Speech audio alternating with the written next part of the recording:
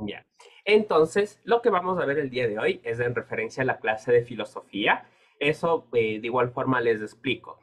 Como deben haber visto en el horario les aparece la materia como educación para la ciudadanía y filosofía.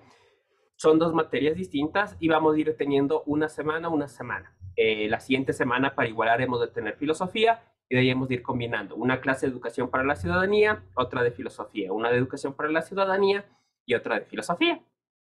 Entonces, dentro de la filosofía lo que se estudia es el pensamiento humano.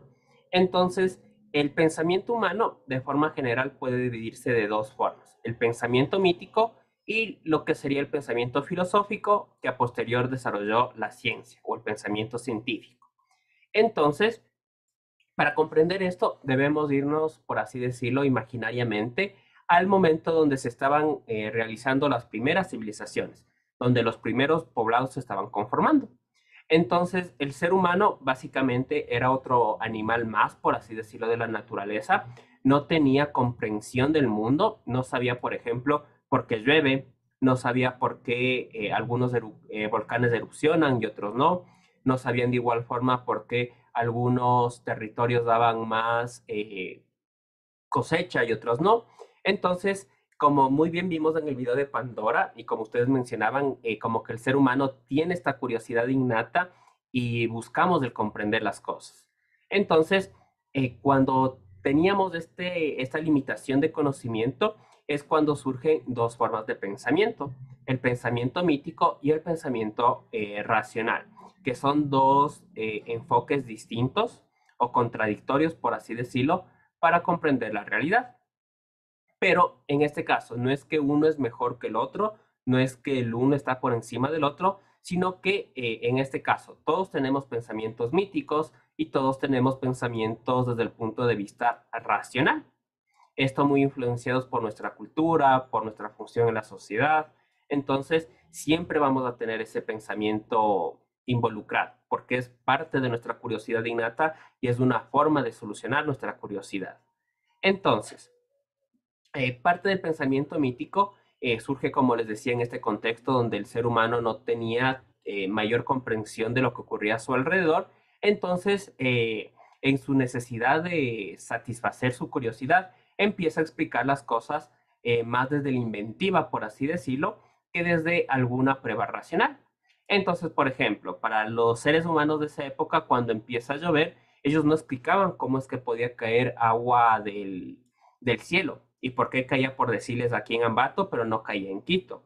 Entonces, ellos surgen con la idea de que, es que debe ser un Dios. Y como nosotros hicimos enfurecer al Dios, Él nos está castigando de esta forma. Entonces, hay que hacer sacrificios humanos, hay que hacer más cosechas, hay que adorar a este Dios para que no se enoje. O de igual forma, acerca de la creación del universo. Como el ser humano siempre ha tenido esa curiosidad de por qué estoy aquí, por qué tengo esta forma, quién me trajo aquí, qué hay encima de mí, por así decirlo, hay un poder superior, qué pasa cuando me muero, qué hay en el universo, qué hay allá donde no puedo ver. El ser humano de igual forma fue creando explicaciones para esto. Algunos crearon, por ejemplo, deidades como en este caso los incas, que ellos creían en la Pachamama, que creían en el dios Inti y que fueron ellos quienes nos crearon. En el caso de los mayas, ellos por ejemplo hablan de unos dioses antiguos que nos crearon a partir del maíz porque se sentían muy solos y no tenían qué hacer. De igual forma, muchas otras culturas tratan de explicarlos de esta forma. Entonces, los mitos en su primer momento tienen que ver con deidades y la explicación de las cosas sobrenaturales que estaban dentro del planeta, lo que les decía. ¿Será que existe un mundo más allá? ¿Será que los muertos siguen conviviendo con nosotros, por así decirlo? Y todo esto tiene ese proceso de que más que nada no busca una respuesta lógica, sino busca saciar, por así decirlo, el hambre de conocimiento que tenía el ser humano. De igual forma, ya en la actualidad, estos mitos pasan a ser elemento de lo que es la cultura, porque desempeñan, por así decirlo, un elemento histórico de cómo esa cultura se fue formando. Algo que tenemos un mito muy común, por ejemplo, aquí en Latinoamérica, es el mito del chupacabras. Y es esta idea con el miedo de lo desconocido y el por qué los animales morían cuando no había entre comillas, una explicación lógica, se empieza a originar este mito. De igual forma, por ejemplo, mitos como lo que les mencionaba, de que si paso por debajo de una escalera, me va a dar tantos años de mala suerte. Si rompo un vidrio, me va a dar tantos años de mala suerte. Todo esto ya pasa a ser parte de valores y normas y tradiciones que tiene la sociedad. Ahí, por ejemplo, yo les comentaba eso, algunos familiares. Yo no considero o yo no creo en que ponerle una manilla a un bebé le vaya a evitar alguna enfermedad. Y, por ejemplo, para ellos es, pero ¿cómo se te ocurre decir esto? Es que tú quieres que mi bebé se enferme. Entonces debemos comprender eso, que es parte de una cultura, es parte de una tradición y es de la misma forma como que yo diga, no, pero ¿por qué juegan carnaval si a mí no me gusta? Puede que a mí no me guste, puede que yo no entienda, pero debe comprender que para otras personas es parte de su día a día, es parte de su cultura, es parte de su tradición, tanto individual, familiar como colectiva, y desde ese punto se debe entender. Y más que nada fomentan esta tradición de pertenencia, conexión con el pasado y con quienes somos como pueblo, razón por la cual se sigue manteniendo algunas costumbres, porque es, por así decirlo, la forma en la que yo pertenezco a esto. Digamos, yo combino tradiciones tanto de extranjeras, como celebrar la Navidad, como tradiciones un poco más de acá, que son los finados. Si yo no celebro eso, por así decirlo, no me sentiría ecuatoriano, no me sentiría que pertenezco a la sociedad mestiza. De igual forma, como indígena, por ejemplo, si yo no celebro las distintas festividades que ellos tienen, los distintos intis, que son cuatro suyos, perdón, que se celebran a lo largo del año. Si yo no celebro esto, me voy a sentir fuera del grupo. Ya, entonces, principal característica del pensamiento mítico tiene que ver con la necesidad de respuestas. Por ejemplo, yo en este momento, digamos, me invento y digo, a ver, ¿qué será un agujero negro? Y como yo no sé nada de física, como yo no sé nada de estos elementos muy complejos, yo digo, un agujero negro es un lugar por donde puedes viajar al espacio y vas a llegar mucho más rápido. Es como una especie de puente en el espacio.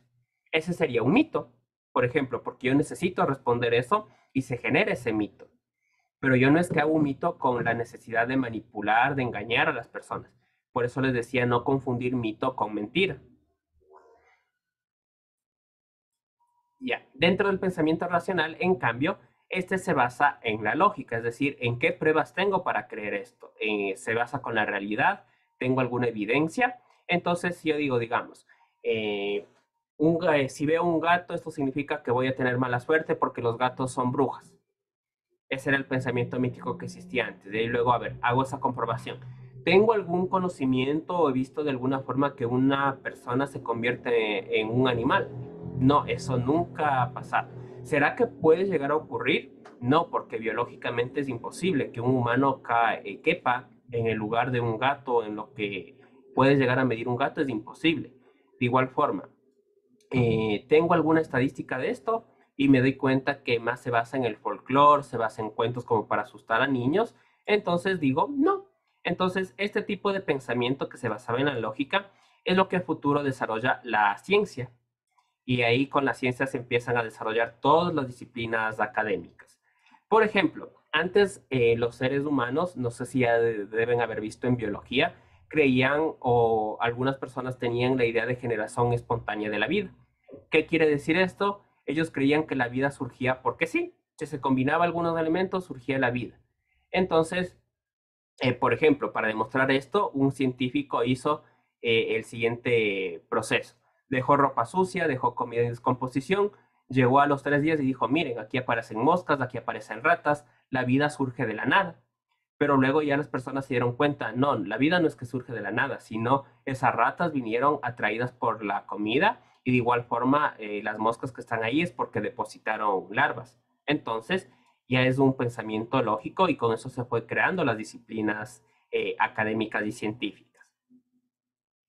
Entonces, el pensamiento racional tiende a separar estos elementos de lo sobrenatural, que por así decirlo, yo no puedo tener una comprobación de que existe más allá de la muerte, porque para comprobar eso tendría que estar muerto. Y si estoy muerto, obviamente ya no puedo estar, por así decirlo, en el mundo de los vivos, entonces es imposible. Por ende, a la ciencia no le interesa explicar estos elementos sobrenaturales o mágicos porque no responden a principios observables o elementos de las leyes naturales. Mm, Ya, y lo que les decía, entonces, si yo no creo en mitos, por así decirlo, soy mejor persona, o si creo o mi pensamiento se basa en el mito, significa que soy crédulo, que soy tonto, no. Lo que pasa, como les decía, es cada persona tiene en mayor o menor medida este tipo de pensamiento, porque nos ayuda a entender el mundo. Y ahí, como les decía, podemos creer o no en el horóscopo, pero todo el mundo sabe cuál es su signo. Podemos creer o no en el horóscopo, pero todos en algún momento hemos leído el horóscopo. Podemos creer o no en la mala suerte, pero estoy muy seguro que todos salimos, por ejemplo, santiguándonos, pidiendo la bendición, a pesar de que sabemos, por así decirlo, que no es que exista una relación lógica entre que yo pida la bendición o haga simplemente un gesto con la mano, a que vaya a evitar eso que me roben, que me pueda pasar un accidente. Hacemos eso porque nos sentimos así seguros. De igual forma, si son futbolistas, deportistas, se tiende a tener esta cábala. Por ejemplo, mi hermano, que él le gusta mucho el fútbol, él tiene la cábala de que si el equipo de él gana con X ropa, él va todos los días al estadio con esa ropa hasta que le deje de funcionar. Entonces, de igual forma, él es ingeniero, por ejemplo, él tiene bastante conocimientos de matemáticas y demás, pero él tiene este tipo de pensamiento de cábala, que coexiste con el pensamiento que él tiene. Y como por ahí sabe él decir, sé que no funciona, pero ¿qué tal si sí? ¿O qué tal si por si acaso? Entonces, todos tenemos este tipo de pensamientos. Y el pensamiento mítico es lo que permitió que surja el pensamiento racional. Cuando empezamos a preguntarnos ¿por qué llueve? Ah, es porque hicimos enojar al dios de la lluvia. Estas preguntas fue lo que desarrolló la ciencia. Y hay alguien tal vez en un momento se preguntó, ¿y si no es del dios de la lluvia? ¿Y si es del agua mismo que nos bebemos o del agua de los ríos? ¿Y qué tal si se evapora y luego asciende al cielo? Ahí empezó a descubrirse el ciclo del agua, el funcionamiento del agua, procesos bioquímicos de la tierra. Entonces, estos dos tipos de pensamientos existen en el ser humano e influyen en la sociedad. Y lo que les decía, los dos permiten el surgimiento del pensamiento racional y el hecho de que se pueda ir realizando ciencia. Entonces, ya un poquito más relacionados con la actualidad, el pensamiento mítico ha tenido que ver más con la ética o con de igual forma rituales que podemos hacer para sentirnos más seguros.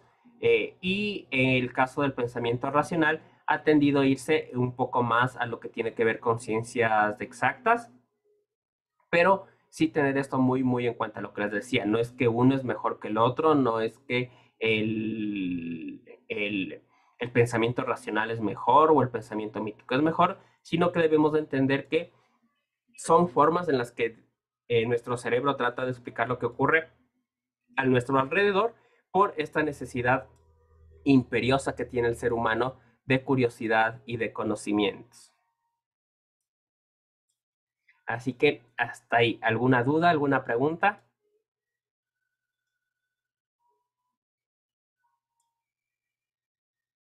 No, Luis. No dice.